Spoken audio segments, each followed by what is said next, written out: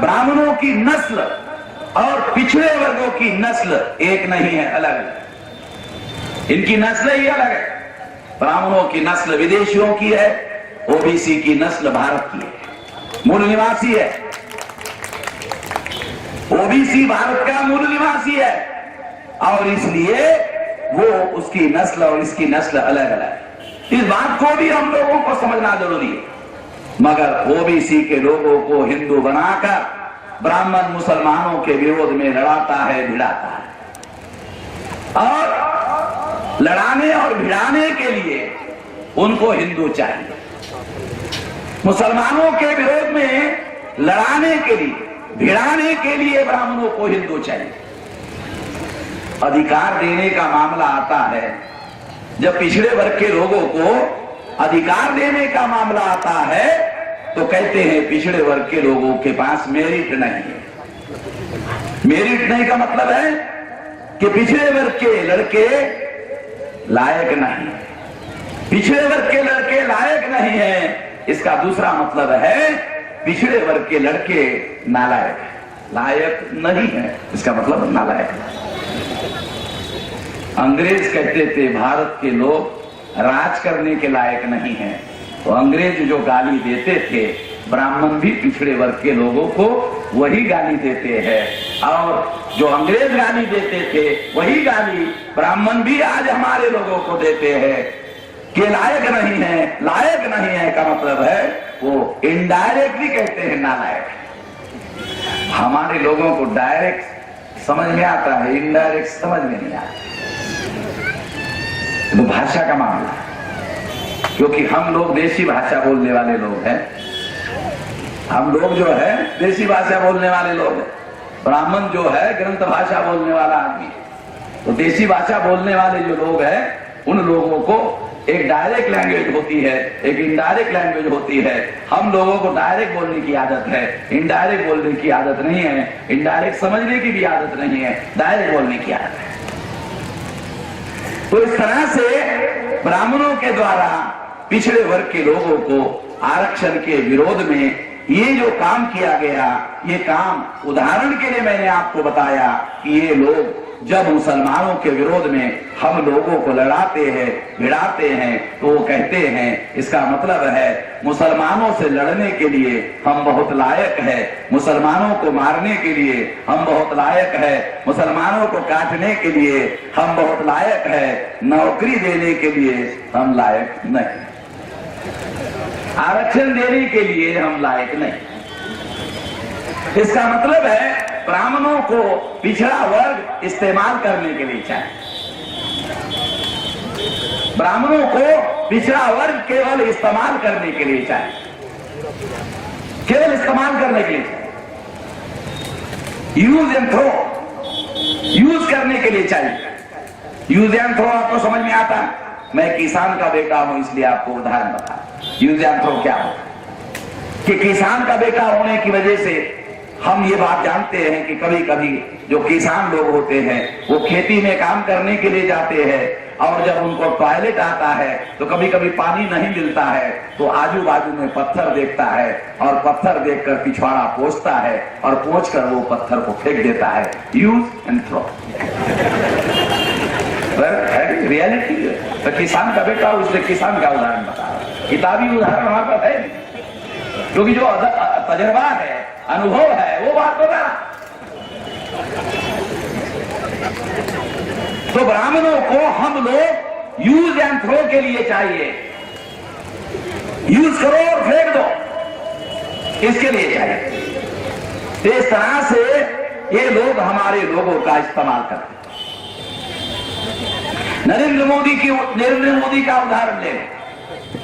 नरेंद्र मोदी को प्रधानमंत्री बनाने के लिए आरएसएस के लोगों ने, मोहन भागवत ने सुषमा स्वराज को साइड में किया, अडवाणी को साइड में किया।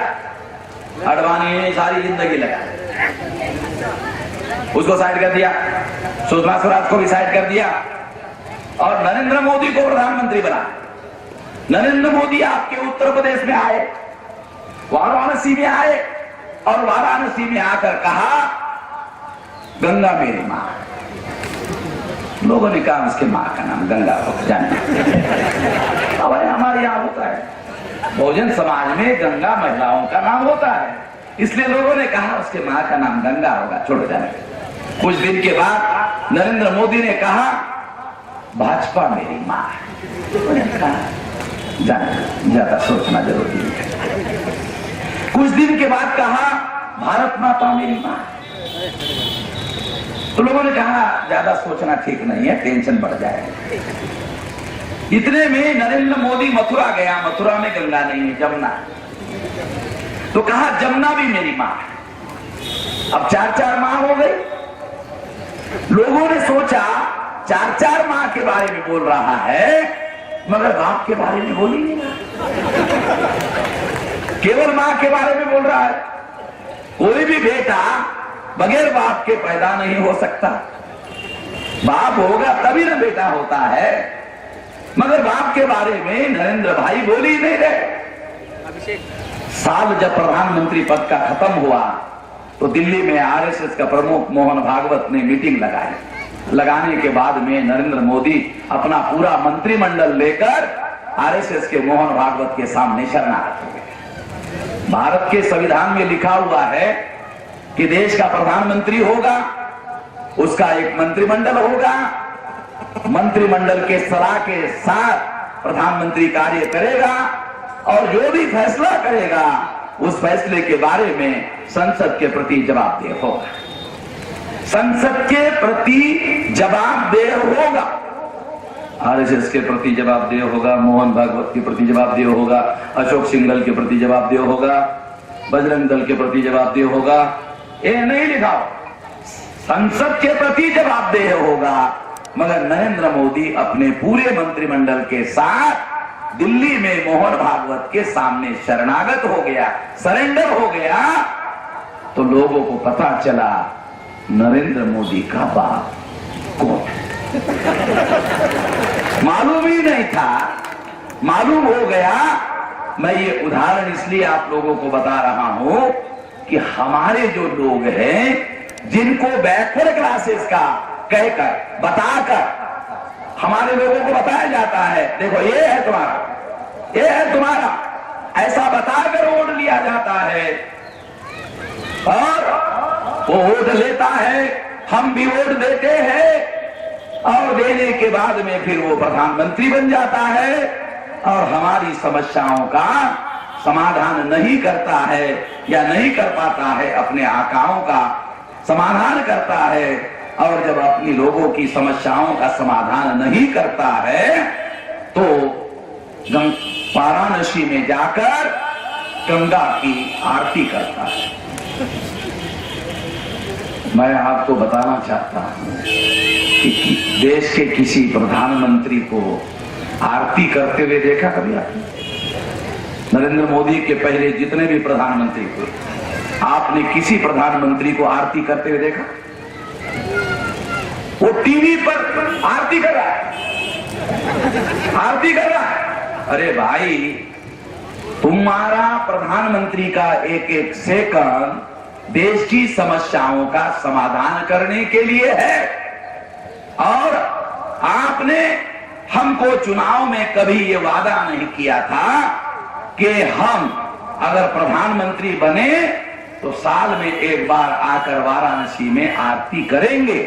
ऐसा तो कभी कहा नहीं। आरती करेंगे इसलिए हमको वोट दो, आरती करने के लिए हमको प्रधानमंत्री बनाओ, ऐसा तो कभी कहा नहीं।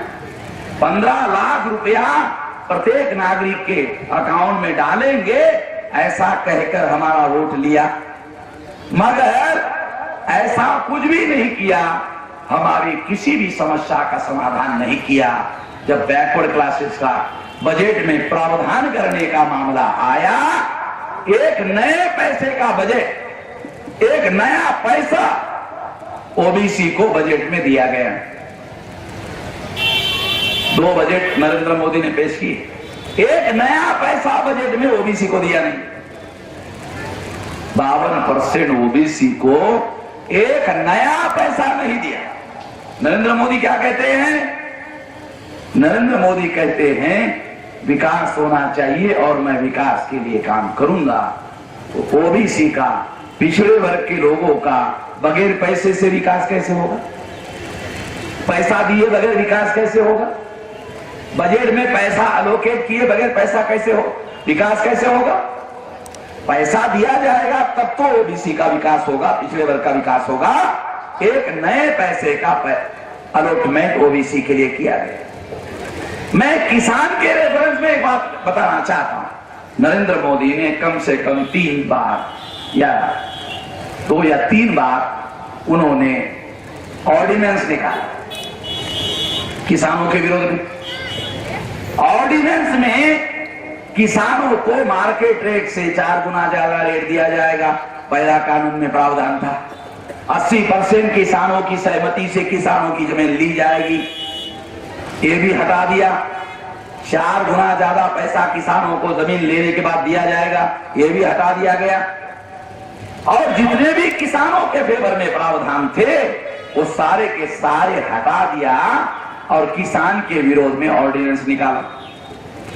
जब किसानों के विरोध में ऑर्डिनेंस निकाला तो हमें ये आज तक समझ में नहीं आया, सबका साथ सबका विकास।